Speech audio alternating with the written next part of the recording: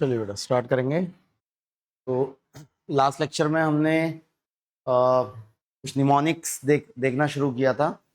ये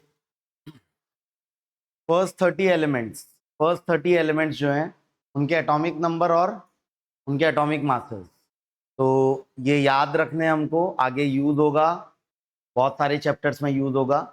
तो इसको याद रखने की ट्रिक पिछली क्लास में बताई थी। ये भी है, वर्टिकली भी याद रखना है। वर्टिकली हम पीरियोडिक टेबल में ज़्यादा डिटेल में देखेंगे, बट 1 2 3 4 से लेकर 30 तक याद रखने की ट्रिक कल की क्लास में बताई थी बेटा।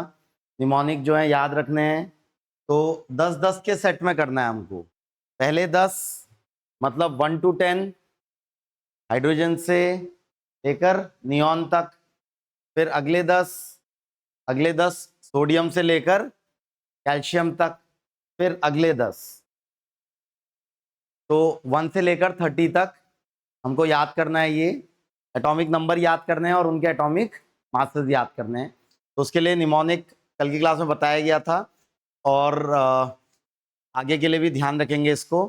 Hi hello listen BBC news on Friday night, पहले 10 के लिए। ना मांगो आलोक से पेप्सी सोडा कोला और काजू कतली। और जो एटॉमिक मास के लिए जो रूल्स फॉलो होते हैं कि 1 से 20 के बीच में 4 एक्सेप्शंस हैं, बाकी 16 रूल को फॉलो करते हैं। रूल ये है कि इवन एटॉमिक नंबर वालों का एटॉमिक मास डबल होगा और ऑड एटॉमिक नंबर वालों का मास डबल प्लस 1 होगा। बाकी जो एक्सेप्शन है वो hydrogen, beryllium, nitrogen and argon, ये 4 एक्सेप्शंस हैं, उनका अलग से याद कर लेंगे। और ये 3D सीरीज जो है 21 से लेकर 30 तक एटॉमिक नंबर, तो ये पिछली क्लास में हो गया था। आज हम चैप्टर शुरू करेंगे। पहला चैप्टर है हमारा। तो क्लास नोट्स मॉड्यूल है आपके पास? हाँ, तो उसमें शुरू करेंगे हम पहला चैप्टर। तो पहला चैप्टर है हमारा एनसीईआरटी में भी पहला चैप्टर है, 11th के पार्ट 1 का चैप्टर 1। चैप्टर का नाम है एनसीईआरटी में some basic concepts in chemistry. तो मोल कंसेप्ट के नाम से हम इस चैप्टर को करेंगे और दूसरा नाम है चैप्टर का some basic concepts in chemistry, दोनों सेम ही बात है। तो फिजिकल केमिस्ट्री का चैप्टर है। पिछली क्लास में बात हुई थी कि केमिस्ट्री मेजरली 3 पार्ट में डिवाइडेड है, physical chemistry, organic chemistry and inorganic chemistry. उसमें से हम पहले 2 चैप्टर फिजिकल केमिस्ट्री के करेंगे, अगले 2 चैप्टर इनऑर्गेनिक केमिस्ट्री के करेंगे, फिर अगले 2 चैप्टर ऑर्गेनिक केमिस्ट्री के करेंगे। कल की क्लास में शेड्यूल बताया था। फिर उसके बाद फिजिकल केमिस्ट्री के बचे हुए चैप्टर 11th क्लास के करेंगे। तो मोल क्या होता है उस पर हम आएंगे, धीरे धीरे आएंगे उसकी तरफ। मोल क्या होता है एग्जैक्टली, कि व्हाट इज मोल। अब ये मोल वर्ड, जैसे इंग्लिश लैंग्वेज में क्या होता है, एक ही वर्ड के एक से ज्यादा मीनिंग भी होते हैं, एक सेम वर्ड के एक से ज्यादा मीनिंग भी होते हैं ना इंग्लिश लैंग्वेज में। तो ये मोल वर्ड जो है, तो वैसे मोल एक तरीके का जानवर होता है, चूहा टाइप। जानते हैं मोल? मोल जानते हैं क्या? नहीं? चुचुंदर बोलते हैं हिंदी में उसको। तो यहाँ पर केमिस्ट्री के रिस्पेक्ट में मोल का वो मतलब नहीं है। न ही जो मस्सा होता है, हिंदी में मस्सा बोलते हैं जिसे, उसे भी इंग्लिश में क्या बोलते हैं, मोल बोलते हैं। तो सेम वर्ड के अलग अलग मीनिंग हो सकते हैं। यहाँ पर केमिस्ट्री के पॉइंट ऑफ व्यू से जो मोल वर्ड है उसका मीनिंग ना तो उस जानवर से है ना मस्से से है। मोल होता क्या है वो हम सीखेंगे केमिस्ट्री के पॉइंट ऑफ व्यू से। तो ये सिलेबस है नीट और जेई मेंस का।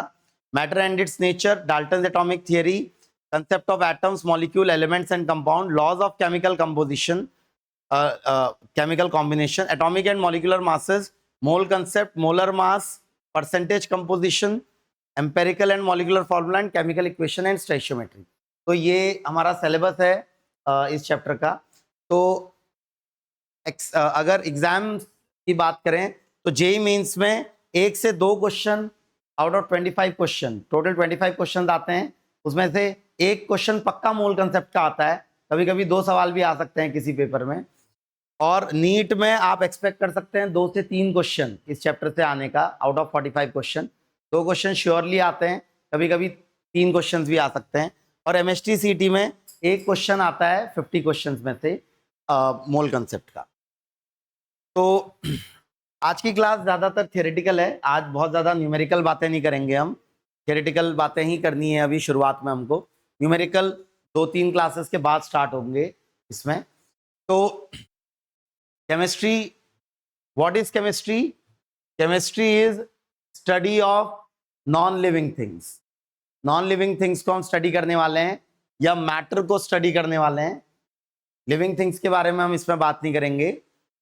नॉन लिविंग थिंग्स को अगर कैटेगराइज करें, मैटर को अगर कैटेगराइज करें, तो मैटर को फिजिकल क्लासिफिकेशन और केमिकल क्लासिफिकेशन के बेसिस पे 2 अलग अलग तरीकों से कैटेगराइज किया जा सकता है। फिजिकल क्लासिफिकेशन का मतलब है जो हमारी आंखों को नजर आ रहा है। मैटर जो है हमारी आंखों को 3 अलग अलग फॉर्म्स में नजर आ सकता है, सॉलिड फॉर्म, लिक्विड फॉर्म और गैसियस फॉर्म। 3 अलग अलग फॉर्म में नजर आ सकता है मैटर हमारी आंखों को। और केमिकल क्लासिफिकेशन का मतलब है कि वो केमिकल रिएक्शंस जब एक मैटर दूसरे मैटर से इंटरैक्ट करेगा और नए मैटर को बनाएगा, तो वो जो केमिकल रिएक्शन दिखाएगा उसके बेसिस पे हम अगर डिवीजन करें तो अब हम मैटर को प्योर सब्सटेंस और मिक्सचर्स में डिवाइड कर सकते हैं। प्योर सब्सटेंस हैं एलिमेंट्स या कंपाउंड्स। एलिमेंट से मिलके ही कंपाउंड्स बनेंगे, ये नाम आपने पहले सुने हुए हैं 8, 9, 10 में मोस्ट प्रोबेबली। एलिमेंट्स कंबाइन करके क्या करेंगे? कंपाउंड्स बनाएंगे। जैसे वाटर है H2O, तो H2O का मॉलिक्यूल, H2O एक प्योर सब्सटेंस है, मिक्सचर नहीं है। H2O एक प्योर सब्सटेंस है। तो H2O वाटर जो है उसका हर एक मॉलिक्यूल 2 एलिमेंट से मिलके बना है, hydrogen and oxygen. CO2 carbon and oxygen. तो एलिमेंट्स मेटल्स, नॉन मेटल्स और मेटलॉइड में डिवाइड किए जा सकते हैं। पूरी जो पीरियोडिक टेबल है वो किसकी पीरियोडिक टेबल है? एलिमेंट्स की। Elements are building blocks of matter. Elements जो हैं they are building blocks of matter.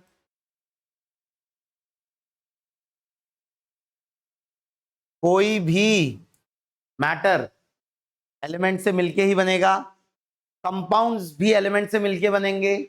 Compounds को हम 2 कैटेगरी में डिवाइड कर सकते हैं, ऑर्गेनिक केमिस्ट्री एंड इनऑर्गेनिक में।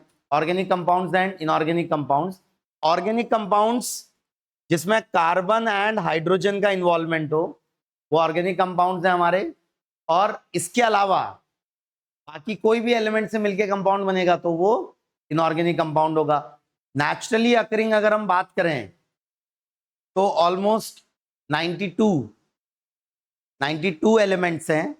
वैसे लैब में हम और भी बनाते हैं, तो लैब में 110 112 तक हम चले गए हैं एलिमेंट्स के नंबर में, लेकिन नेचुरली अकरिंग 92 हैं। तो उन एलिमेंट्स के कॉम्बिनेशन से जो कंपाउंड्स बनेंगे other than carbon and hydrogen, hydrogen फिर भी इन्वॉल्व हो सकता है, कार्बन इन्वॉल्व नहीं होना चाहिए, तब हम उन कंपाउंड्स को इनऑर्गेनिक कंपाउंड्स बोलेंगे। कार्बन बहुत इंपॉर्टेंट एलिमेंट है हमारे लिए, लाइफ के लिए सबसे ज़रूरी एलिमेंट में से एक है। वैसे हर एलिमेंट ज़रूरी होता है, लेकिन कार्बन बहुत ही स्पेशल है compare to all other elements. Carbon का एटॉमिक नंबर कितना होता है? कार्बन का एटॉमिक नंबर 6 और कार्बन का एटॉमिक मास 12। ये याद रखना है ऑब्वियसली। कार्बन क्यों इतना स्पेशल है वो हम सीखेंगे जब ऑर्गेनिक केमिस्ट्री पढ़ेंगे, तब हम ये सीखेंगे कि कार्बन इतना ज़्यादा इंपॉर्टेंट क्यों है। तो ये, और फिर जो मिक्सचर है, मिक्सचर 2 कैटेगरी में डिवाइड किया जा सकता है, heterogeneous and homogeneous. Homogeneous mixture में हम डिफ्रेंशिएट नहीं कर सकते, अलग अलग कंपोजिशन जो है मिक्सचर के उनको डिफ्रेंशिएट नहीं कर सकते, लेकिन हेट्रोजीनियस मिक्सचर में हम डिफ्रेंशिएट कर सकते हैं। हमको अलग अलग चीज़ें उस मिक्सचर में अलग अलग दिखेंगी, तो एग्जाम्पल्स वगैरह उनके हम सब देखेंगे। तो ये थियरी देख सकते हैं, थियरी नोट्स में लिखी है नहीं लिखी है? तो बहुत सारी थियरी जो पढ़ने वाली थियरी है और वो आप जैसे जैसे हम आगे बढ़ते जाएंगे घर जाके वो थियरी आपको पढ़ते रहनी है। तो बहुत सारी थियरी हम, ऐसा नहीं है कि एक एक लाइन क्लास में पढ़ेंगे, वो आपको खुद घर जाके पढ़नी है। इंपॉर्टेंट बातें जो हैं और जो उस थियरी से रिलेटेड कंसेप्ट्स हैं वो हम डिस्कस करेंगे डिटेल में।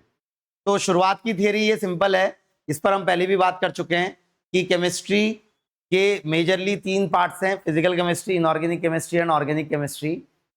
फिजिकल केमिस्ट्री में हम क्या स्टडी करने वाले हैं? फिजिकल प्रॉपर्टीज ऑफ सब्सटेंस, उनकी प्रॉपर्टीज, उनके केमिकल स्ट्रक्चर और रिएक्शंस को। इनऑर्गेनिक केमिस्ट्री में which deals with structure, composition and behaviour of inorganic compounds. Inorganic compounds मतलब जिनमें कार्बन के अलावा जो भी कंपाउंड होंगे, कार्बन उनमें इन्वॉल्व नहीं होना चाहिए। और ऑर्गेनिक केमिस्ट्री में कार्बन का इन्वॉल्वमेंट होगा। और बायोकेमिस्ट्री और एनालिटिकल केमिस्ट्री, ये 2 एक्स्ट्रा ब्रांचेस हैं। वैसे बायोकेमिस्ट्री में जो ऑर्गेनिक इनऑर्गेनिक केमिस्ट्री है वो बायोलॉजी के साथ मिक्स हो जाएगी, और एनालिटिकल केमिस्ट्री में हम ऑब्जर्व करेंगे जो separation, identification and quantitative determination of composition of different substances. जैसे एलॉय होते हैं या मिक्सचर्स होते हैं, तो उनके उनमें से सेपरेट करना।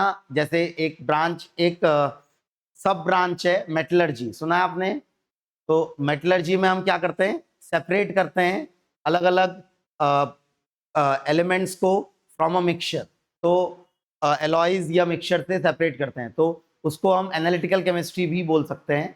वैसे वो इनऑर्गेनिक का ही पार्ट है एक तरीके से। तो ये 5 ब्रांचेस हैं, उसमें से मेजर हमारे लिए इंपॉर्टेंट है physical, inorganic and organic. Matter क्या होता है? Matter is defined as something which occupies space. जैसे ये टेबल स्पेस ऑक्यूपाई कर रही है, तो ये टेबल मैटर है।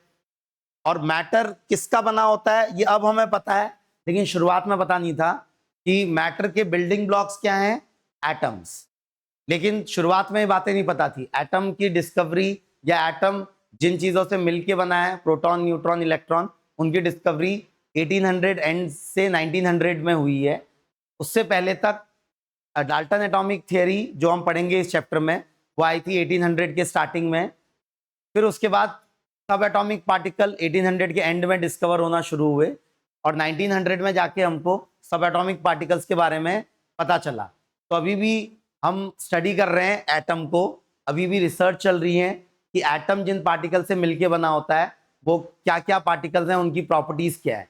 लेकिन मैटर शुरुआत में जब स्टार्टिंग हुई थी पूरे केमिस्ट्री की, तो उस वक्त हमें नहीं पता था कि मैटर एटम से मिलके बना होता है, कि हर मैटर के स्मॉल स्मॉल बिल्डिंग ब्लॉक्स हैं। ये हमें शुरुआत में ये बात नहीं पता थी। तो शुरुआत में केवल जो हमारी आंखों को नजर आता है उसके बेसिस पे हम मैटर को डिफाइन करते थे, और हमारी आंखों को नजर आता है सॉलिड फेज, लिक्विड फेज या गैसियस फेज। तो 3 फेजेस में हमको मैटर नजर आता है। तो स्टार्टिंग में मैटर को एलिमेंट्स के बेसिस पे डिफरेंशिएट करना, या एलिमेंट से जो कंपाउंड्स बन रहे हैं उनके बेसिस पे डिफरेंशिएट करना नहीं आता था हमको। शुरुआत में हम उसको केवल सॉलिड, लिक्विड और गैस के बेसिस पे कैटेगराइज करते थे कि मैटर की 3 कैटेगरीज हैं, गैस है, लिक्विड है और सॉलिड है। सॉलिड, लिक्विड, गैस क्या होता है, आई थिंक ये सबको क्लियर होगा। फिर भी एक बार देखें अगर, तो a solid is which possesses definite volume and definite shape. Liquid का वॉल्यूम डेफिनेट होता है बट शेप डेफिनेट नहीं होता। वहीं गैसेस जो है, जिस कंटेनर में वो बंद होती हैं उस कंटेनर का शेप एक्वायर कर लेती है। तो ये पूरी कहानी को हम इस डायग्राम से समझ सकते हैं। ये डायग्राम बना हुआ है नोट्स में, डायग्राम नोट्स में बना हुआ है। इस डायग्राम से हम समझ सकते हैं सॉलिड का शेप डेफिनेट होता है, और क्या? हाँ, वॉल्यूम डेफिनेट होती है और शेप भी डेफिनेट होता है। उसको, उसके शेप को चेंज करना है तो हमें उसको ठोकना पीटना पड़ेगा। वहीं लिक्विड की वॉल्यूम डेफिनेट होती है लेकिन शेप डेफिनेट नहीं होता। उसको जिस कंटेनर में डालूंगा उस कंटेनर का शेप एक्वायर कर लेगा। अगर मैं सिलेंड्रिकल कंटेनर में डालूंगा तो सिलेंड्रिकल शेप एक्वायर कर लेगा, स्फेरिकल कंटेनर में डालूंगा तो स्फेरिकल शेप एक्वायर कर लेगा, ऐसे फ्लास्क शेप में डालूंगा तो उसकी बाउंड्री का शेप एक्वायर कर लेगा। वहीं गैसेस, गैसेस का ना शेप डेफिनेट होता है ना वॉल्यूम डेफिनेट होती है। अगर मैंने कुछ अमाउंट ऑफ गैस एक कंटेनर में डाली तो पूरी कंटेनर की वॉल्यूम घेर लेगा, उसी अमाउंट ऑफ गैस को दूसरे कंटेनर में डाला तो उस दूसरे कंटेनर की पूरी वॉल्यूम घेर लेगा। तो ये चीजें जो हमारी आंखों को नॉर्मली नजर आती हैं, इसके बेसिस पे स्टार्टिंग में कैटेगराइजेशन किया गया मैटर का। अभी भी हम इनको 3 फेजेस बोलते हैं कि matter can exist in 3 phases. वैसे टोटल कितने फेज होते हैं पता है आपको? अगर और डिटेल में जाएं तो what are in how many phases can matter occur? 5। अगर डेप्थ में जाएं तो 5 फेजेस टोटल होती हैं।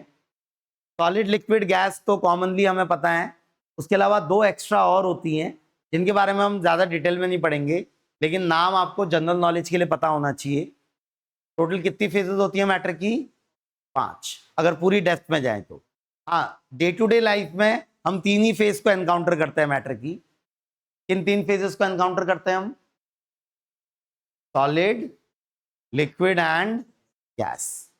बट इसके अलावा 2 और होती हैं जो नॉर्मली हम डे टू डे लाइफ में एनकाउंटर नहीं करते हैं। नाम जानते हैं आप इनके बाकी 2 फेजेस के? प्लाज्मा, ये नाम सुना हुआ है क्या? प्लाज्मा। और 5वें का नाम? Bose Einstein condensate. स्टार्स में ये फेजेस एग्जिस्ट करते हैं। स्टार्स में प्लाज्मा फेज एग्जिस्ट करता है और बोस आइंस्टाइन कंडेंसेट। स्टार्स में हाई टेम्परेचर होता है ना बहुत ज्यादा, तो वहां ये फेजेस एग्जिस्ट करते हैं। ज्यादा डिटेल उनकी नहीं करेंगे हम, लेकिन आपको जनरल नॉलेज के लिए नाम पता होना चाहिए। तो टोटल कितनी फेजेस होती हैं मैटर की? टोटल 5 फेजेस होती हैं। Normally day to day life में कितनी फेजेस को हम एनकाउंटर करते हैं? 3, जिनके बारे में हम बात करेंगे इस पूरी केमिस्ट्री में, solid, liquid and gas. But उसके अलावा 2 और फेजेस, चौथा फेज है प्लाज्मा और 5वां फेज है बोस आइंस्टाइन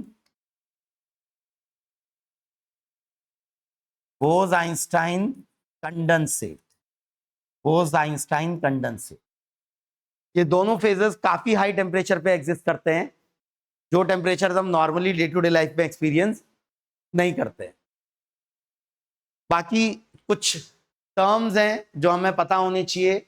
मोस्ट प्रोबेबली आपने 8, 9, 10 क्लास में टर्म सुने होंगे। ये तीनों फेजेस का एक दूसरे में इंटर कन्वर्जन किया जा सकता है। सॉलिड से लिक्विड में, लिक्विड से सॉलिड में, लिक्विड से गैस में, गैस से लिक्विड में, सॉलिड से गैस में और गैस से सॉलिड में। तो इनके नाम पता होने चाहिए बेटा आपको। तो सॉलिड से लिक्विड में जब मेरा मैटर कन्वर्ट करेगा तो उस प्रोसेस को नाम दिया जाता है मेल्टिंग या फ्यूजन। मेल्टिंग या फ्यूजन। वहीं लिक्विड से सॉलिड में जब कन्वर्ट होगा तो उसको क्या नाम दिया जाता है? फ्रीजिंग। लिक्विड से गैस में जब मेरा मैटर अपना फेस चेंज करता है तो उसको नाम दिया जाता है वेपराइजेशन। वेपराइजेशन को जरा ध्यान से समझेंगे बेटा, डिटेल हम बाद में करेंगे, सोल्यूशन चैप्टर आएगा वहां पर डिटेल में बात करेंगे सोल्यूशन और सरफेस केमिस्ट्री में। तो वेपराइजेशन 2 तरीके का हो सकता है। लिक्विड से गैस में जब फेस चेंज होता है तो उस प्रोसेस को क्या नाम दिया जाता है? वेपराइजेशन। बट वेपराइजेशन की भी 2 कैटेगरीज हैं। कोई बताएगा बेटा? सुने आपने इसलिए पूछ रहा हूं, कोई नए वर्ड नहीं ले रहा हूं। पहला नाम है इवेपोरेशन। वेपराइजेशन का एक टाइप है इवेपोरेशन। सुना है नहीं सुना इवेपोरेशन वर्ड आपने? वाटर इवेपोरेट करता है, इवेपोरेशन। दूसरा कोई वो बताएगा दूसरा टाइप क्या है? हाँ, बॉइलिंग।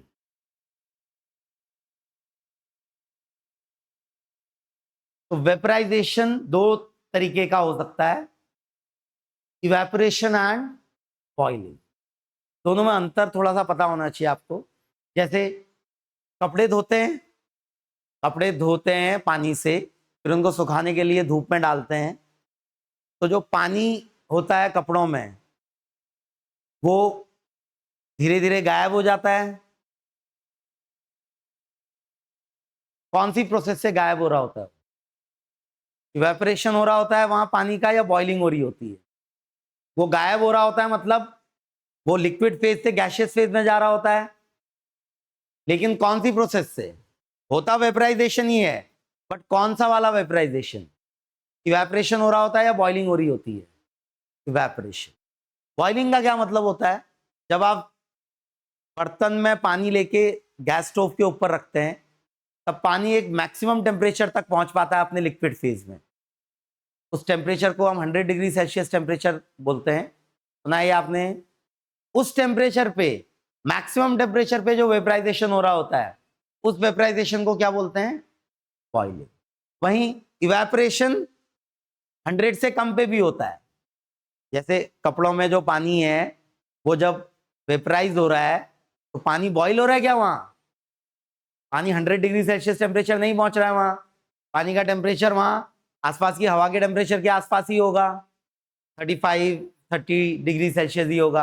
लेकिन तब भी पानी लिक्विड फेज से गैस फेज में कन्वर्ट हो रहा है। तो वेपराइजेशन की दो कैटेगरीज क्या है बेटा? Evaporation and boiling. वहीं गैस और सॉलिड आपस में इंटर कन्वर्ट कर सकती है, उनके नाम है सब्लिमेशन। ये वर्ड मोस्ट प्रोबेबली आपने सुना होगा, नहीं सुना इससे पहले? Sublimation is the process of phase change from solid to gas. लेकिन कभी कभी गैस भी सॉलिड में कन्वर्ट हो सकती है डायरेक्टली, तब उस प्रोसेस को नाम दिया जाता है डिपोजिशन। ये शायद ना सुना हो आपने, डिपोजिशन वर्ड शायद ना सुना हो अभी तक आपने, पर सब्लिमेशन की उल्टी प्रोसेस को क्या नाम दिया जाता है? डिपोजिशन। सब्लिमेशन तो सुना होगा, बाकी सारे वर्ड इसमें सुने होंगे, हो सकता है डिपोजिशन ना सुना हो। बट ये सारी डिटेल हम बाद में करेंगे एक चैप्टर में, सोल्यूशन एंड सरफेस केमिस्ट्री में ये सारी डिटेल्स हम करेंगे। तो मेजरली हमारे 3 फेज ऑफ मैटर हैं, solid, liquid and gas. Plasma और बोथ आइंस्टाइन कंडेंसेट केवल नाम के लिए हमको पता होनी चाहिए, फिलहाल उनको स्टडी नहीं करने वाले हम। तो classification of matter based on macroscopic और बल्क लेवल। मिक्सचर या प्योर सब्सटेंस की हम बात कर रहे थे थोड़ी देर पहले। प्योर सब्सटेंस दो कैटेगरी में डिवाइड किए जा सकते हैं, एलिमेंट एंड कंपाउंड्स। एलिमेंट के एग्जांपल अगर देखें तो हाइड्रोजन एलिमेंट है, ऑक्सीजन एलिमेंट है, कार्बन एलिमेंट है, नाइट्रोजन एलिमेंट है, कैल्शियम एलिमेंट है। कंपाउंड जो बनेंगे वो एलिमेंट्स से कंबाइन होके कंपाउंड्स बनेंगे। कंपाउंड्स के नाम में जो ये कॉम वर्ड आया है, कंबाइन, कंबाइन करके एलिमेंट्स के कंबाइन करके कंपाउंड्स बनेंगे। जैसे H2O कंपाउंड है, CO2 कंपाउंड है, CaCO3 नाम जानते हैं बेटा इसका, इस कंपाउंड का? कैल्शियम कार्बोनेट बोलते हैं इसको। सीखेंगे धीरे धीरे हम, और नाम सीखेंगे, जो कॉमन नेम है, जो जनरल नेम है, वो सब धीरे धीरे कंपाउंड्स के सीखेंगे। बट ये कंपाउंड आपने देखा होगा 8, 9, 10 क्लास में भी, ये तीनों कंपाउंड देखे आपने, और भी कंपाउंड देखे होंगे। बहुत सारे कंपाउंड्स हम पुराने कंपाउंड्स ही यूज करेंगे जो आपने अभी तक नॉलेज गेन की है, और बहुत सारे नए कंपाउंड्स भी हम सीखेंगे जैसे जैसे आगे बढ़ेंगे। तो बाकी मिक्सचर होमोजीनियस एंड हेट्रोजीनियस। फिलहाल हमारी जो स्टडी है इस चैप्टर में जो हमारी स्टडी है, और आगे आने वाले ऑलमोस्ट 5-6 चैप्टर्स में सब प्योर सब्सटेंस की स्टडी हम करेंगे। मिक्सचर की स्टडी हम 12th क्लास के चैप्टर्स में करेंगे। मिक्सचर की स्टडी अभी नहीं करने वाले, इस 11th क्लास में नहीं करेंगे, थोड़ा सोल्यूशन चैप्टर में आएगा, वैसे वो 12th क्लास का ही चैप्टर है। तो मिक्सचर की स्टडी जो है हम 12th क्लास के सिलेबस में करने वाले हैं, और प्योर सब्सटेंस की स्टडी हम अभी 11th क्लास के सिलेबस में करने वाले हैं। तो अभी मिक्सचर का केवल हम नाम ले रहे हैं, ज्यादा अभी उन पर डिटेल में बात नहीं करेंगे। अभी हम डिटेल में किस पर बात करने वाले हैं बेटा? प्योर सब्सटेंस, एलिमेंट्स और कंपाउंड्स पे हम डिटेल में बात करने वाले हैं। थोड़ा सा ये थियरी में होगा वैसे मिक्सचर के बारे में, कि मिक्सचर दो कैटेगरी में डिवाइड किया जा सकता है, heterogeneous and homogeneous. Basic knowledge केवल, डिटेल में बात नहीं कर रहे अभी इनके बारे में। तो एग्जाम्पल अगर देखें तो ऑयल और vinegar, oil and vinegar salad dressing, oil और विनेगर को मिक्स किया जाता है तो उसमें नजर आता है, ऑयल के ड्रॉपलेट्स अलग से नजर आते हैं, विनेगर अलग से नजर आता है कि विनेगर फैला हुआ है, बीच बीच में ऑयल की ड्रॉपलेट्स है। तो वो कैसा मिक्सचर है? अगर आपको आंखों से नजर आ पा रहा है कि अलग अलग जो जिनसे मिलके वो मिक्सचर बना हुआ है, वो अलग अलग कंपोनेंट्स आपको आंखों से नजर आ रहे हैं, तो ऐसा मिक्सचर क्या बोला जाएगा? हेट्रोजीनियस। वहीं जैसे स्पोर्ट्स ड्रिंक है या फिर नींबू पानी है, अगर नींबू पानी बनाएं, उसमें शुगर मिक्स करें, नींबू मिक्स करें, पानी मिक्स करें और अच्छे से उसको मिक्स कर दें, तो आप सेपरेट नहीं कर सकते लाइम वाटर और वाटर को, लाइम जूस और वाटर को, एंड शुगर भी गायब हो जाती है उसमें, तब वो मिक्सचर क्या बोला जाएगा? होमोजीनियस। जैसे स्पोर्ट्स ड्रिंक है तो सब कुछ जो है हर जगह सेम नजर आता है, सेम के लिए जो वर्ड इंग्लिश में यूज होता है होमो, सेम नजर आ रहा है हर जगह तो होमो। वहीं डिफरेंट के लिए जो वर्ड यूज होता है वो है हेट्रो। तो ये दोनों वर्ड की जो रूट है वो आपको पता होनी चाहिए, क्योंकि आगे भी पढ़ाई में ये दोनों वर्ड हमारे यूज होंगे। होमो वर्ड किसके लिए यूज होता है? सेम,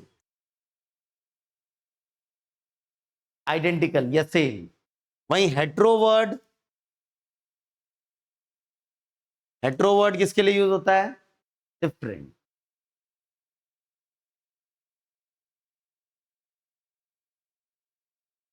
ठीक हो गया? बट अब इनके बारे में फिलहाल 11th क्लास में बात नहीं होगी, मिक्सचर के बारे में हम फिलहाल बात नहीं करेंगे, केवल अभी उनका नाम देख रहे हैं हम जो बात करने वाले हैं वो एलिमेंट्स और कंपाउंड्स के बारे में बात करने वाले हैं इस चैप्टर में भी, एटॉमिक स्ट्रक्चर में भी, पीरियोडिक प्रॉपर्टीज में भी एंड केमिकल बॉन्डिंग।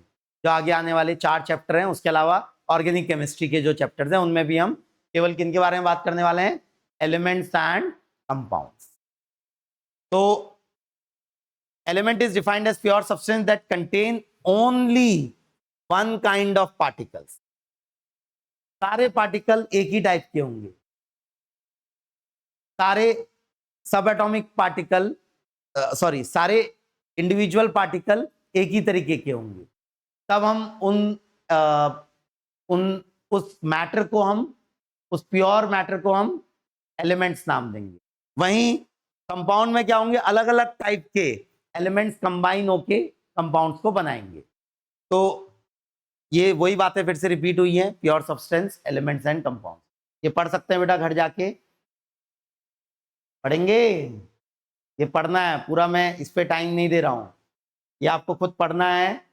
और अगर कोई दिक्कत आती है तो वो फिर पूछती है, कोई भी वर्ड समझ में नहीं आएगा, कोई भी सेंटेंस समझ में नहीं आया तो पूछना है।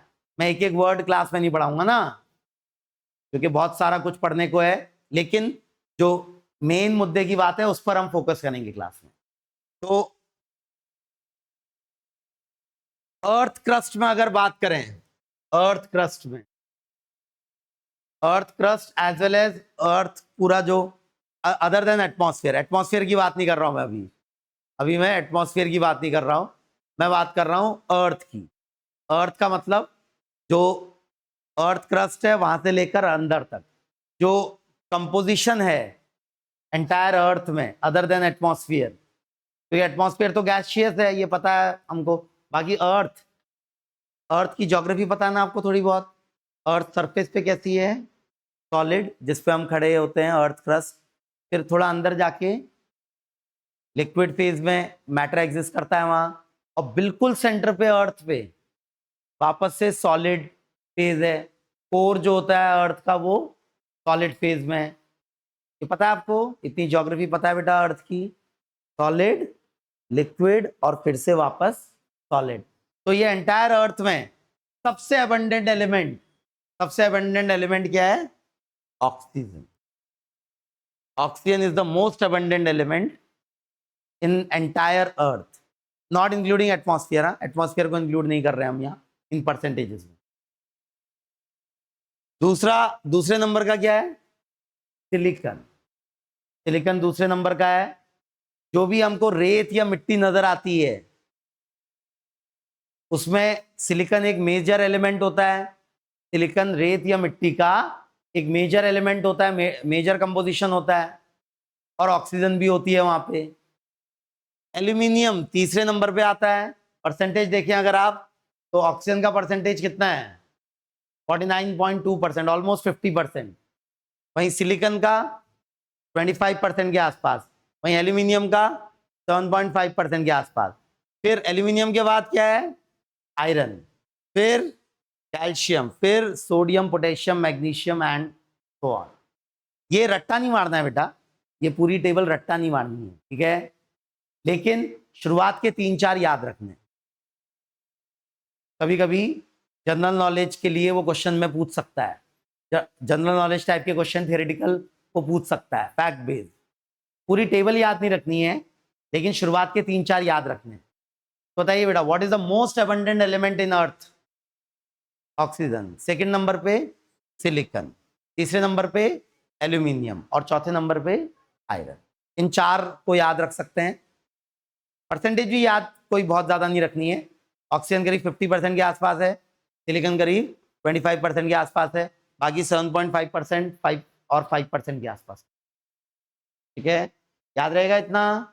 पहले 4, केवल पहले 4 ध्यान में रख सकते हैं, पहले 4 केवल ध्यान में रख सकते हैं, बाकी उसके बाद के याद ना भी रखें तो चलेगा।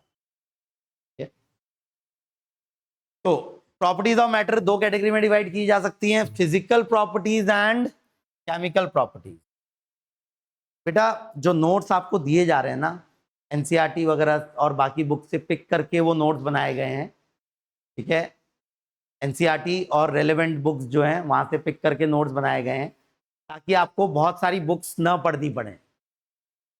अलग अलग बुक्स पढ़ने में टाइम नहीं जाना चाहिए ना हमारा टाइम समझने में और सॉल्विंग करने में जाना चाहिए ज़्यादा। तो इसलिए, ताकि आपका टाइम वेस्ट ना हो अलग अलग बुक पढ़ने के लिए, तो इसलिए वो नोट्स केमिस्ट्री में दिए गए हैं, ताकि घर जाके आप इनको पढ़ें तो आपको बाकी सारी बुक्स पढ़ने की ज़रूरत ना पड़े। जो हमारे लिए रेलेवेंट है वो नोट्स में दिया गया है। बुक्स पढ़ने में बहुत ज़्यादा टाइम डिवोट नहीं करेंगे बेटा। बुक्स पढ़ने में टाइम डिवोट करते हैं, नुकसान ये होता है कि हमारा अंडरस्टैंडिंग का टाइम और सॉल्विंग करने का टाइम जाता है उसमें। तो इसलिए हम क्लास का मेजॉरिटी टाइम अंडरस्टैंडिंग और सॉल्विंग में देंगे। बाकी जो बहुत सारी चीज़ें हैं वो पढ़ते हुए हम टाइम डिवोट नहीं करेंगे कि मैं एक एक लाइन पढ़ रहा हूँ क्लास में, ऐसा नहीं होगा। तो यहाँ फिजिकल प्रॉपर्टीज, केमिकल प्रॉपर्टीज का मतलब क्या है, ये आप जल्दी से पढ़ सकते हैं ना। फिजिकल प्रॉपर्टीज क्या आंखों को नजर आती है, वहीं केमिकल प्रॉपर्टीज जब रिएक्शन होती है वो जरूरी नहीं हमेशा आंखों को नजर आए केमिकल प्रॉपर्टीज। तो chemical properties are those in which chemical change in the substance occur. वो उस लेवल पे भी हो सकता है कि हमारी सेंसेस उसको देख ना पाए, लेकिन एटॉमिक लेवल पे वो चेंजेस या मॉलिक्यूलर लेवल पे वो चेंजेस हो सकते हैं। तो केमिकल रिएक्शंस हमारे लिए बहुत बहुत इंपॉर्टेंट है। बट उससे पहले जो फिजिकल प्रॉपर्टीज हैं जो हमारी आंखों को नजर आ सकती हैं, तो फिजिक्स जो स्टडी है वहां से हम फिजिकल प्रॉपर्टीज को देखते हैं बहुत बार, और फिजिकल प्रॉपर्टीज को समझने के लिए हम कुछ टर्म्स डिफाइन करते हैं। वो टर्म्स हैं फिजिकल क्वांटिटीज। फिजिकल क्वांटिटीज हम डिफाइन करते हैं फिजिक्स और केमिस्ट्री में फिजिकल प्रॉपर्टीज को समझने के लिए। जो हमारी 5 सेंसेस जिन प्रॉपर्टीज को ऑब्जर्व कर सकती हैं, उन प्रॉपर्टीज को समझने के लिए हम कुछ क्वांटिटीज की मदद लेते हैं, which are physical quantities. Physical quantities को एक्सप्रेस करने के लिए एक नंबर और एक यूनिट की जरूरत होती है। ज्यादा डिटेल फिजिक्स में की जाएगी इसके बारे में, बट इतना थोड़ा बहुत आपने 8, 9, 10 क्लास में सीखा है कि यूनिट क्या होती है। यूनिट क्या होती है? तो unit is a set standard. Unit is a set standard जिसके मल्टीपल में हम गिवन फिजिकल क्वांटिटी को एक्सप्रेस कर सकते हैं। जैसे अगर मैं बोल रहा हूं लेंथ एक फिजिकल क्वांटिटी है, लेंथ सब जानते हैं, लेंथ फिजिकल क्वांटिटी को जानते हैं, तो लेंथ की एक यूनिट है सेंटीमीटर। सेंटीमीटर एक यूनिट जानते हैं बेटा लेंथ की। तो अगर मैंने लिखा है किसी ऑब्जेक्ट की लेंथ 10 सेंटीमीटर है, तो इसमें 10 उसकी न्यूमेरिकल वैल्यू है, वहीं सेंटीमीटर क्या है उसकी यूनिट। 10 न्यूमेरिकल वैल्यू है और सेंटीमीटर उसकी यूनिट है। तो 10 सेंटीमीटर का मतलब क्या हुआ बेटा? 10 सेंटीमीटर का मतलब है 1 सेंटीमीटर का 10 गुना। 1 सेंटीमीटर का 10 गुना। फिर आप बोलेंगे 1 सेंटीमीटर कितना है? 1 सेंटीमीटर एक सेट स्टैंडर्ड है। एक स्टैंडर्ड हमने सेट किया है, उसको भी हम डिफाइन करेंगे ऑब्वियसली, उसको भी प्रॉपरली डिफाइन करेंगे। तो किसी भी फिजिकल क्वांटिटी को एक्सप्रेस करने के लिए हमें दो चीजों की जरूरत है। क्या है वो दो चीजें? नंबर और यूनिट। एक नंबर और एक यूनिट, दो चीजों की जरूरत है हमको। यूनिट की डेफिनेशन लिखेंगे बेटा, उसको सही से लिखेंगे, उतना पूरा लिखा दिए डिटेल में। What is unit? Unit is the set standard in whose multiples we can express the value of a given physical quantity. देखेंगे unit is a set standard in whose multiple, unit is a set standard in whose multiple we can express the value of given physical quantity. Unit is a set standard in whose multiple, in whose multiple we can express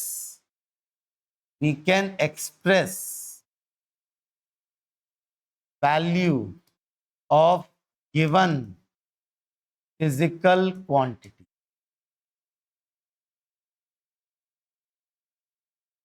तो बेटा same physical quantity की क्या एक single unit होती है? क्या एक physical quantity की एक सिंगल यूनिट होती है? नहीं, एक फिजिकल क्वांटिटी की मल्टीपल यूनिट्स हो सकती हैं। हो सकती नहीं हो सकती हैं? जैसे लेंथ का एग्जांपल ले लें, सेंटीमीटर उसकी एक यूनिट है, कोई और यूनिट बताएंगे? मीटर।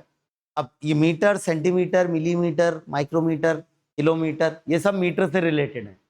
बस अंतर आया है उनके मीटर से पहले जो हम प्रीफिक्स यूज कर रहे हैं। प्रीफिक्स वर्ड समझते हैं बेटा? किसी वर्ड से पहले जो छोटा वर्ड हम लगाते हैं उसको प्रीफिक्स बोला जाता है। जैसे सेंटी एक प्रीफिक्स है, किलो एक प्रीफिक्स है। तो प्रीफिक्स रिप्रेजेंट करता है पावर 10 की पावर में। अब जैसे मीटर है, मीटर में प्रीफिक्स लगा दिया सेंटी, तो सेंटी प्रीफिक्स कितनी पावर को रिप्रेजेंट करता है? अच्छा, किलो कितनी पावर को रिप्रेजेंट करता है पता है आपको? किलोमीटर, किलोमीटर तो कितने मीटर? 1000। तो the prefix kilo represents what power of 10? 10 की पावर। किलो बाइट का मतलब होगा 10 की पावर 3 बाइट। किलोग्राम का मतलब क्या होगा? 10 की पावर 3 ग्राम। किलो जूल का मतलब क्या होगा? 10 की पावर 3 जूल। किलो वॉट का क्या मतलब होगा? 10 की पावर 3 वॉट। तो प्रीफिक्स की पूरी टेबल है, वो टेबल आपको फिजिक्स में मिल जाएगी, फिजिक्स में हम पढ़ेंगे वो टेबल। लेकिन जितने आप जानते हैं एक बार उनको रिवाइज करते हैं, जितने नाम आपने अभी तक सुने हुए हैं प्रीफिक्स के। तो आपने मोस्ट प्रोबेबली सबसे कॉमन किलो तो सुना ही है, किलो प्रीफिक्स जो है।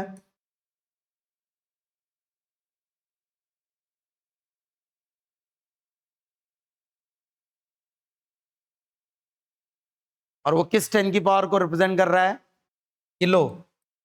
किलो किस 10 की पावर को रिप्रेजेंट करता है बेटा? 10 की पावर 3 को। और कोई प्रीफिक्स बताएंगे बेटा? मेगा, नहीं सुना कभी? मेगा, मेगा प्रीफिक्स सुना है नहीं सुना है? कितनी पावर को रिप्रेजेंट करता है 10 की? 6। मेगा रिप्रेजेंट्स 10 की पावर 6। कॉमनली यूज होने वाले प्रीफिक्सेस की बात कर रहे हैं हम, और ये प्रीफिक्सेस किसी भी यूनिट के साथ लगाए जा सकते हैं ना। और कोई प्रीफिक्स सुना हो बेटा आपने? हाँ, क्या? डेका। डेका कम यूज होता है, बट सुना है नहीं सुना? कितना है डेका? 10 की पावर 1। 10 की पावर 1।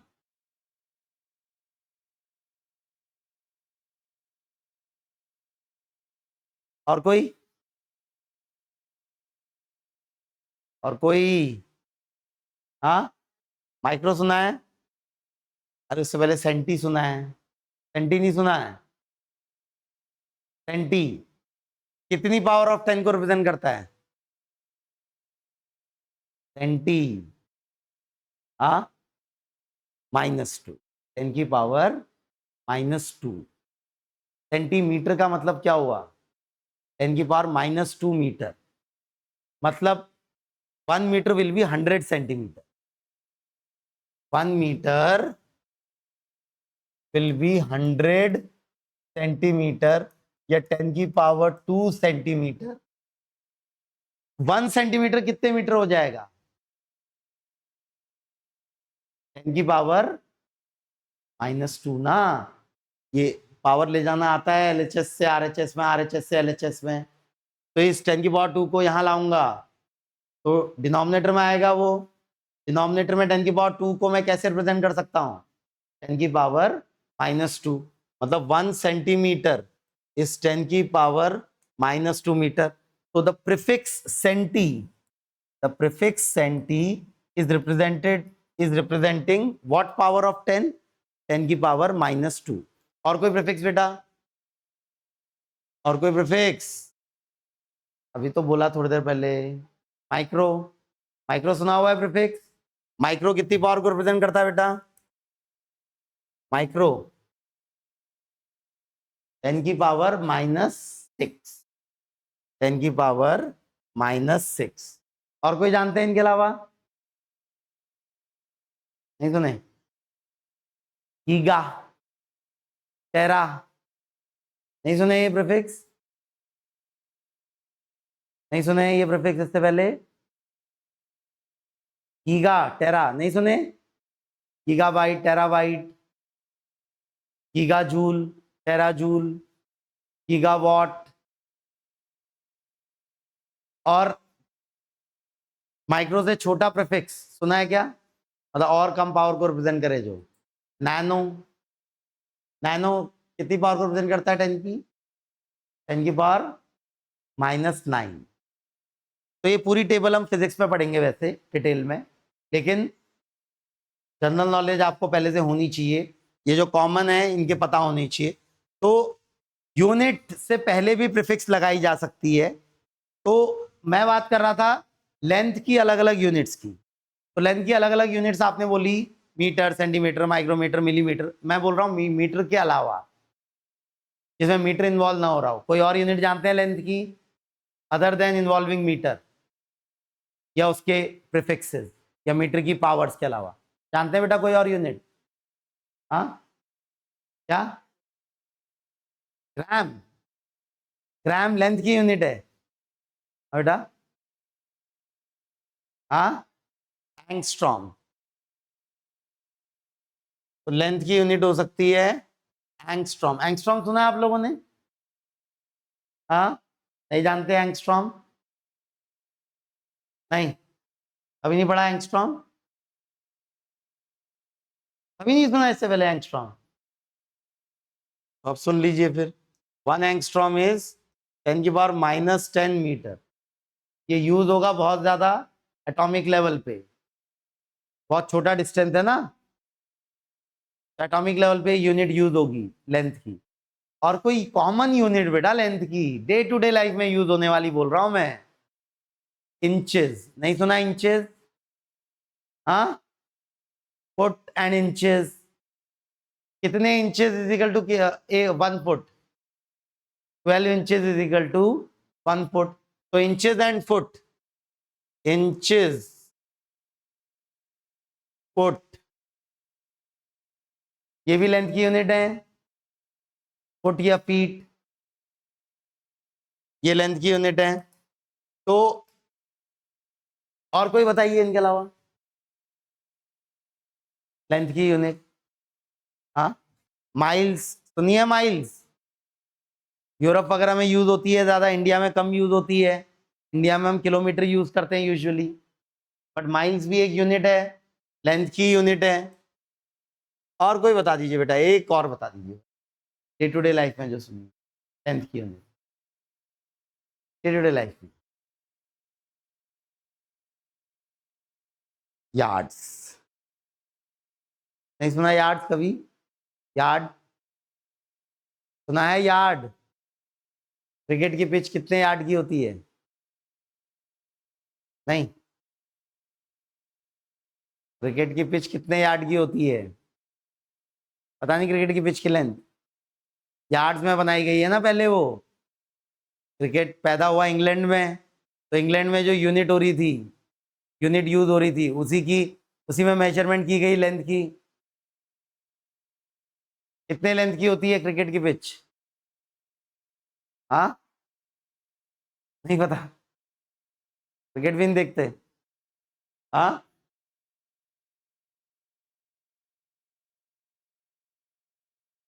पता करके लाइए क्रिकेट की पिच कितने यार्ड की होती है। हाँ, तो ये सारी यूनिट्स में इसलिए बता रहा हूं ये समझाने के लिए कि single physical quantity can have multiple units. अलग अलग देशों में अलग अलग स्टैंडर्ड सेट किए जा सकते हैं। भाई यूरोप में अलग स्टैंडर्ड सेट किए गए, रशिया में अलग स्टैंडर्ड सेट किए गए, इंडिया में अलग स्टैंडर्ड सेट किए गए, यूएसए में अलग स्टैंडर्ड सेट किए गए। तो ये एक बहुत बड़ी दिक्कत थी, क्योंकि डे टू डे लाइफ में अगर पूरी दुनिया में अलग अलग स्टैंडर्ड सेट किए जाएंगे सेम फिजिकल क्वांटिटी के, सेम फिजिकल क्वांटिटी की यूनिट के लिए, तो उसमें कम्युनिकेशन में बड़ी दिक्कत आती है। तो उसको सही करने के लिए साइंटिस्ट ने एक standard set of units define किया, जिसको बोला जाता है SI system of unit. SI stand for system day international. और ये 11 जनरल कॉन्फ्रेंस हुई वेट ऑफ मेजर की इन पेरिस, फ्रांस।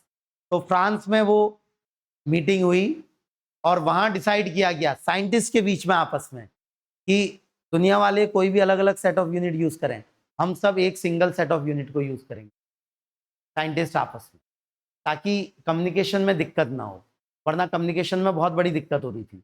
तो एसआई यूनिट्स, एसआई का फुल फॉर्म क्या है बेटा? एसआई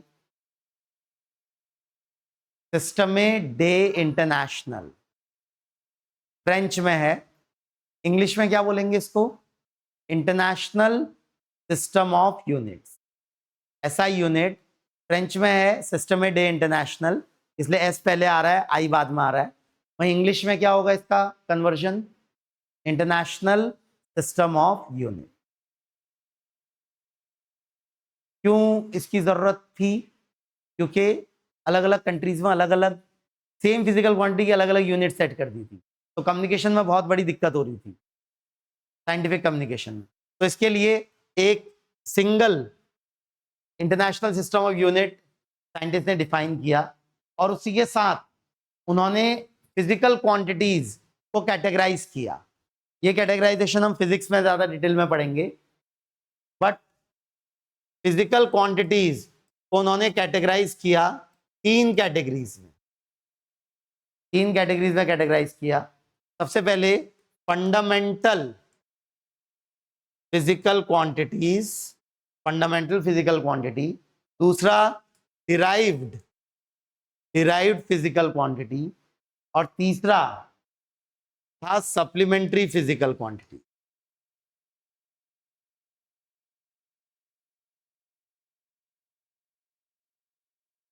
3 कैटेगरी में सारी फिजिकल क्वांटिटीज को उन्होंने, क्योंकि बहुत सारी फिजिकल क्वांटिटीज है ना, ऐसा नहीं 5-10 ही हैं,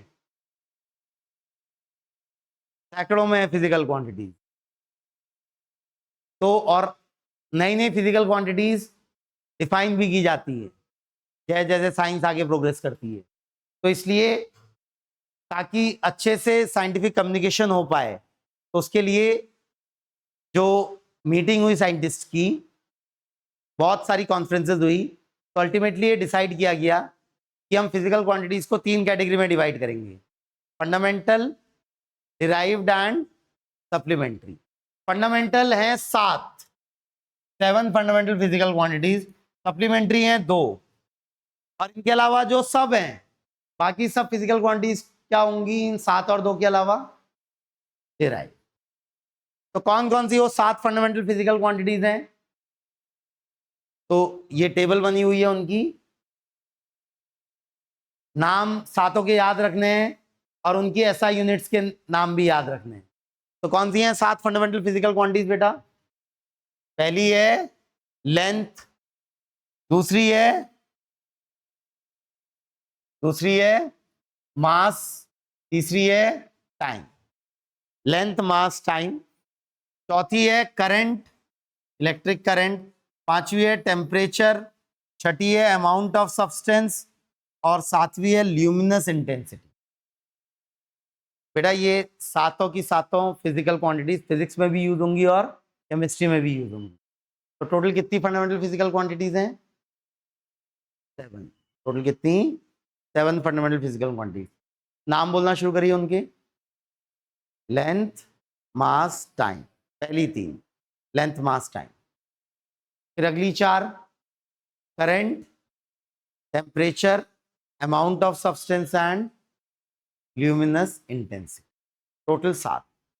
इन सातों में से ना बेटा हम ये नहीं पढ़ने वाले, ना फिजिक्स में पढ़ेंगे फिलहाल, ना केमिस्ट्री में, अपने 2 साल की तैयारी में। जब कॉलेज में जाएंगे तब कहीं किसी टॉपिक में जरूरत पड़ सकती है इस 7वीं फंडामेंटल फिजिकल क्वांटिटी की, which is luminous intensity. But फिलहाल हम इन 7 में से 6 का यूज करेंगे, 6 का यूज करेंगे अपनी पढ़ाई में।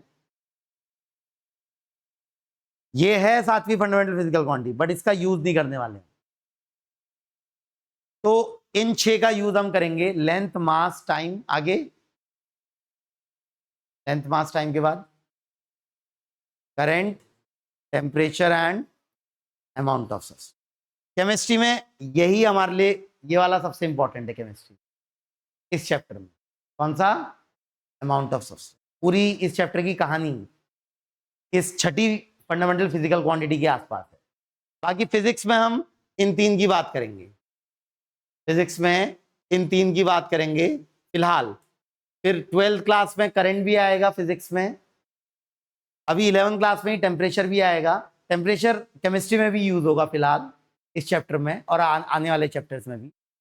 और अमाउंट ऑफ सब्सटेंस अभी हम इस ये जो पूरा चैप्टर है हमारा मोल कंसेप्ट, उसकी पूरी कहानी किसकी है?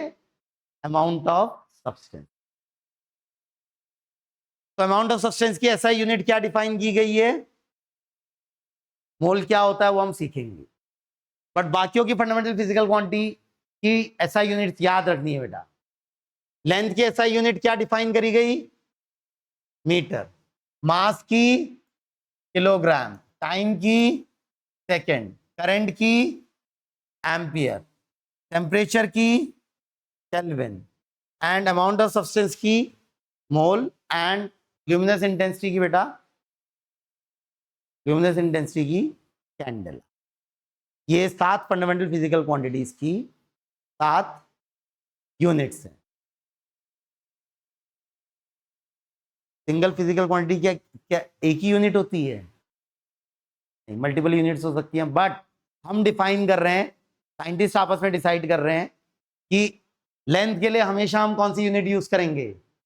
मीटर। यार्ड्स यूज नहीं करेंगे, इंचेस यूज नहीं करेंगे, क्या यूज करेंगे? केवल मीटर। मास के लिए किलोग्राम। मास की और भी यूनिट्स होती हैं, पाउंड सुना है आपने? पाउंड भी एक यूनिट होती है मास की। बट वो यूज नहीं करेंगे। टाइम के लिए कौन सी यूनिट यूज करेंगे? सेकेंड। करंट के लिए एम्पियर। टेम्परेचर के लिए आपको पता है टेम्परेचर की और भी यूनिट्स होती हैं, सेल्सियस है, degree Celsius, degree Fahrenheit, Rankine भी एक यूनिट होती है। बट कौन सी यूनिट हम यूज करेंगे? केल्विन। क्या होती है केल्विन वो हम सीखेंगे बाद में, फिजिक्स में सीखेंगे, जब फिजिक्स में थर्मोडायनेमिक चैप्टर आएगा तब केल्विन के बारे में सीखेंगे। और अमाउंट ऑफ सब्सटेंस के लिए क्या यूनिट यूज करेंगे? यही हमें स्टडी करना है इस चैप्टर में, मोल के बारे में, छठी फंडामेंटल फिजिकल क्वांटिटी की जो यूनिट है। बाकी ये डेफिनेशन है बेटा इनकी, ये ज्यादा डिटेल फिजिक्स में की जाएगी, केमिस्ट्री के लिए जरूरत नहीं है उस डिटेल की, फिजिक्स में करने ही वाले हैं तो दो बार करने का कोई मतलब नहीं है। तो ये भी हम बात करेंगे फिजिक्स में, प्लेटिनम इरिडियम अलॉय की मास की यूनिट जो केजी सेट की गई है कैसे की गई है। चलिए तो शुरू करते हैं बेटा। इस चैप्टर और आगे आने वाले चैप्टर्स में जो इंपॉर्टेंट फिजिकल क्वांटिटीज हमें यूज करनी है केमिस्ट्री में, उनका जरा इंट्रोडक्शन ले लेते हैं। इसमें से ज्यादातर फिजिकल क्वांटिटीज के नाम आपने पहले से सुने हैं, बट उनको थोड़ा और डिटेल में बात करते हैं। तो पहली फिजिकल क्वांटिटी, फंडामेंटल नहीं, फिजिकल क्वांटिटी जो हम यूज करने वाले हैं वो फंडामेंटल भी होंगी और डिराइव्ड भी होंगी, ठीक है। Mass and weight. तो क्या होता है, ये दो फिजिकल क्वांटिटीज आपस में बड़ी कंफ्यूज होती हैं, कंफ्यूजिंग होती हैं। बहुत सारे स्टूडेंट्स को लगता है कि मास और वेट एक ही बात है, बट मास और वेट एक बात नहीं है। Weight is force of gravity acting on mass. Weight क्या होता है? Force of gravity acting on mass. Mass को अगर m से रिप्रेजेंट करते हैं तो वेट होता है mg, वेयर g इज नहीं, acceleration due to gravity. g को ग्रेविटी नहीं बोलेंगे बेटा, g का क्या नाम है? स्मॉल g का नाम क्या है? सही नाम बोलिए स्मॉल g का, acceleration due to gravity. Gravity कोई फिजिकल क्वांटिटी नहीं है, ग्रेविटी एक फिजिकल फिनोमिना है, ठीक है। वहीं g एक फिजिकल क्वांटिटी है, जी का नाम ग्रेविटी नहीं है, जी का नाम क्या है? एक्सेलरेशन ड्यू टू ग्रेविटी, ठीक है। तो mass represent content of matter in the given material, कि उस मटेरियल में कितना कंटेंट है मैटर का। वहीं weight is force of gravity acting on that material. तो दोनों की यूनिट भी अलग अलग है। मास की यूनिट, मास तो फंडामेंटल फिजिकल क्वांटिटी है, वहीं वेट फंडामेंटल फिजिकल क्वांटिटी नहीं है। मास की क्या यूनिट है? किलोग्राम। वहीं वेट की unit is unit of force, और ऐसा यूनिट ऑफ फोर्स होती है न्यूटन, पढ़ेंगे हम फिजिक्स में। तो मास और वेट में अंतर क्लियर होना चाहिए बेटा। मास और वेट दो अलग अलग फिजिकल क्वांटिटीज हैं। होता क्या है, डे टू डे लाइफ में हम बोलते हैं कि ये आलू का वेट कितना है, जाते हैं ना मार्केट में कुछ खरीदने जाते हैं, तो क्या क्या वर्ड यूज करते हैं? मास वर्ड यूज करते हैं या वेट वर्ड यूज करते हैं? सामान खरीदते वक्त वेट वर्ड यूज करते हैं, लेकिन एक्चुअली में आप क्या बोल रहे होते हैं? मास। जब आप बोल रहे होते हैं कि 2 किलो आलू खरीदा, 2 किलोग्राम आलू खरीदा, 2 किलोग्राम उसका वेट है या मास है? मास। लेकिन आप डे टू डे लैंग्वेज में क्या यूज करेंगे? Weight. But physics chemistry science की लैंग्वेज में आपको अंतर पता होना चाहिए, ये दोनों सेम चीज नहीं है, एग्जैक्टली सेम नहीं है। हाँ, वेट मास पे डिपेंड करता है, बट वेट और मास एग्जैक्टली सेम नहीं है। अगली फिजिकल क्वांटिटी है volume. Volume is the quantity of 3 dimensional space enclosed by some close boundary. तो सॉलिड, लिक्विड, गैस ये वॉल्यूम एक्वायर करते हैं, स्पेस में जगह घेरते हैं। तो स्पेस में जो जगह घेरी जाती है मैटर के द्वारा उसको हम क्या बोलेंगे? Volume. Solid definite shape, definite volume acquire करता है। लिक्विड की वॉल्यूम डेफिनेट होती है लेकिन शेप डेफिनेट नहीं होता। गैसेस पूरे कंटेनर की वॉल्यूम एक्वायर कर लेते हैं। तो बेटा एक बात है, वो है स्पेस। स्पेस का मतलब है वहां मैटर प्रेजेंट ही नहीं है, कोई एटम कोई मॉलिक्यूल प्रेजेंट नहीं है। तो वॉल्यूम को अगर डिफाइन करना है तो वॉल्यूम की अच्छी डेफिनेशन देखिए यहां, क्या है वॉल्यूम बेटा? Volume is 3 dimensional quantity of 3 dimensional space enclosed by some closed boundary. वो वॉल्यूम सॉलिड के द्वारा एक्वायर हो सकती है, लिक्विड के द्वारा एक्वायर हो सकती है, या गैस के द्वारा एक्वायर हो सकती है। मैटर एक्वायर कर सकता है वॉल्यूम। वॉल्यूम की यूनिट बताएगा कोई? ऐसा यूनिट, वॉल्यूम की ऐसा यूनिट मीटर क्यूब, जानते हैं मीटर क्यूब। तो वॉल्यूम की ऐसा यूनिट इज मीटर क्यूब। मास की ऐसा यूनिट क्या थी? किलोग्राम। और वेट की ऐसा यूनिट क्या है बेटा? न्यूटन। और वॉल्यूम की ऐसा यूनिट बोलिए? मीटर क्यूब, सेंटीमीटर क्यूब नहीं। क्या ऐसा यूनिट उसकी? Metre cube. अगली फिजिकल क्वांटिटी है डेंसिटी। डेंसिटी जानते हैं सब बेटा? डेंसिटी का फॉर्मूला बोलिए बेटा, फॉर्मूला बोलिए डेंसिटी का। Mass upon volume. डेंसिटी का फॉर्मूला क्या है? Mass upon volume.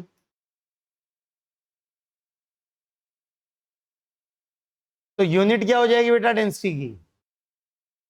केजी पर मीटर क्यूब। मास की यूनिट है किलोग्राम और वॉल्यूम की यूनिट है मीटर क्यूब। तो ऐसा यूनिट क्या हो गई बेटा?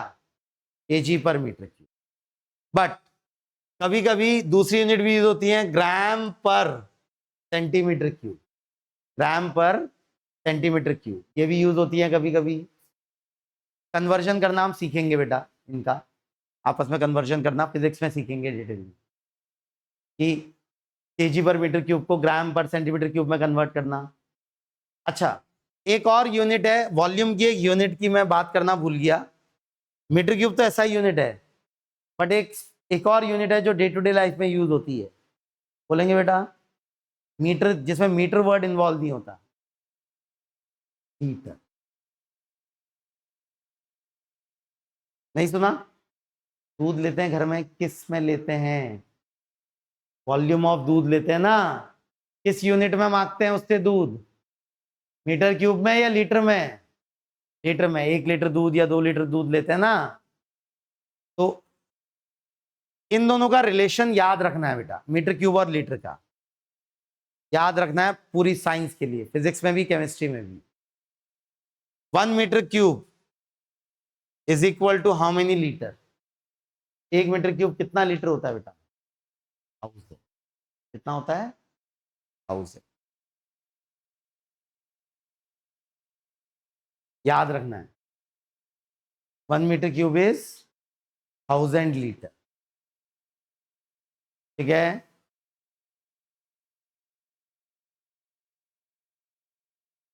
चौथी फिजिकल क्वांटिटी है टेम्परेचर। टेम्परेचर के बारे में ज्यादा डिटेल में हम हीट एंड थर्मोडायनेमिक्स में पढ़ेंगे, हीट का चैप्टर और थर्मोडायनेमिक्स का चैप्टर जब आएगा।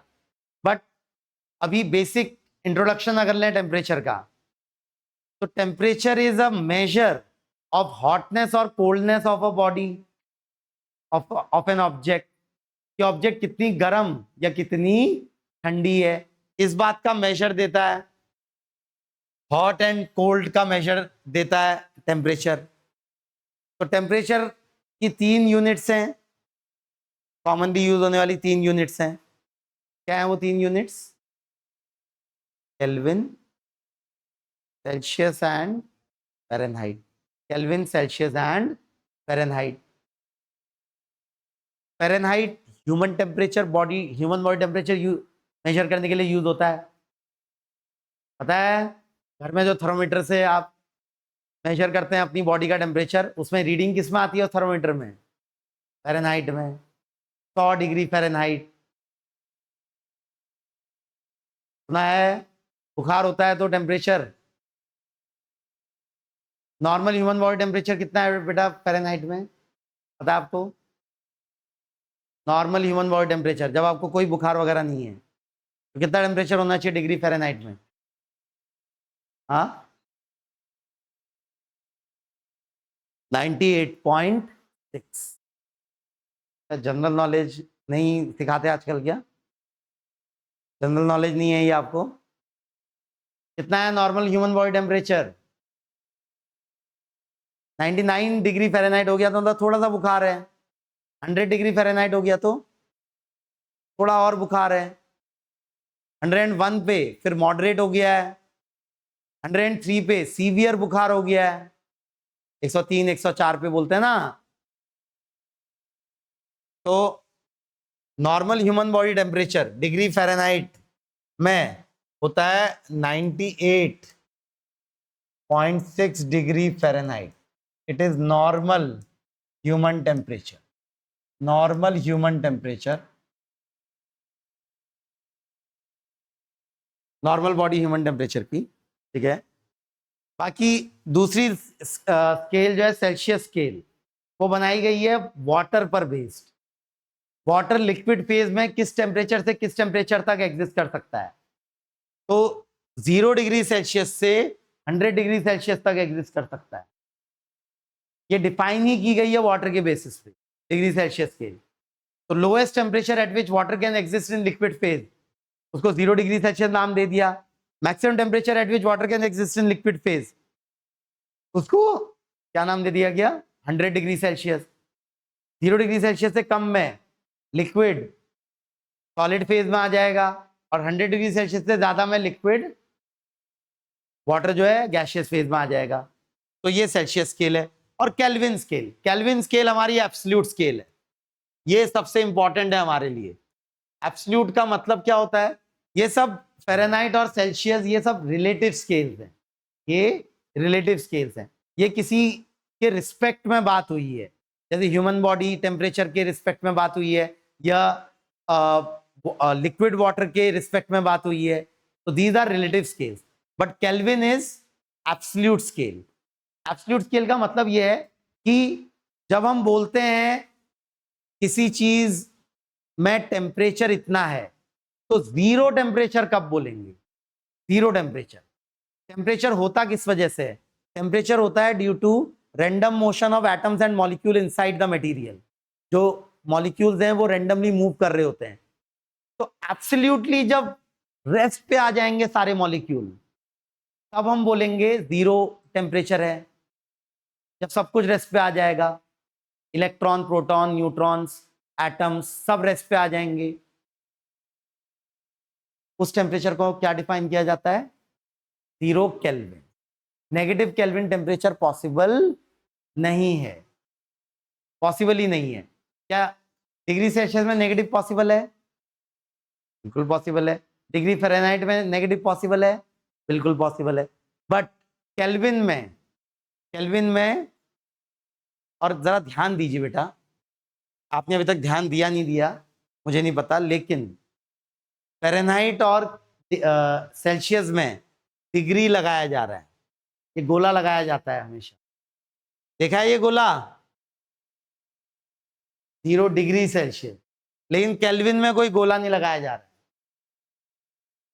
गोला लगाया जाता है रिलेटिव यूनिट्स के लिए, वहीं एब्सोल्यूट यूनिट के आगे गोला नहीं लगाया जाता है। डिग्री वर्ड जो है, डिग्री केल्विन बोलना गलत है बेटा, डिग्री केल्विन बोलना गलत है। क्यों गलत है डिग्री केल्विन बोलना, कि केल्विन कैसी यूनिट है, एब्सोल्यूट यूनिट, उसकी वैल्यू कभी नेगेटिव नहीं हो सकती। Minimum possible temperature in universe is 0 kelvin, जो कि कभी अटेनेबल नहीं होता बेटा, वो हम सीखेंगे थर्मोडायनेमिक्स। तो ये फॉर्मूला है relation between Fahrenheit scale, Kelvin scale and Celsius scale, रट्टा मार के याद रखना है। फॉर्मूला है F-32/100 is equal to C-0/100 is equal to K-273, sorry F-32/180 is equal to C-0/100 is equal to K-273/100। ये इनको एक दूसरे में कन्वर्ट करने के लिए यूज होगा। फ़ारेनहाइट से हमें ज्यादा मतलब नहीं है, लेकिन कभी आ गया सवाल में तो आना चाहिए, लेकिन ज्यादा मतलब हमें डिग्री सेल्सियस और केल्विन से है। तो इन दोनों का इंटर कन्वर्जन बहुत बहुत इंपॉर्टेंट है। Temperature in degree Celsius is equal to temperature in Kelvin -273।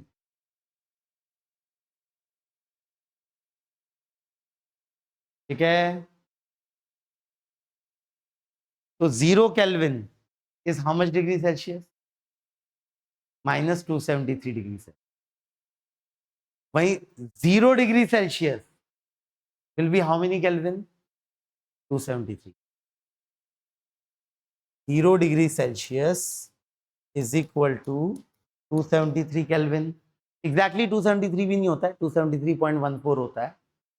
ठीक है, क्या मान लेंगे हम? 273 एग्जैक्ट नहीं है बेटा. 0 degree Celsius is how many kelvin? 0 degree Celsius is how many kelvin?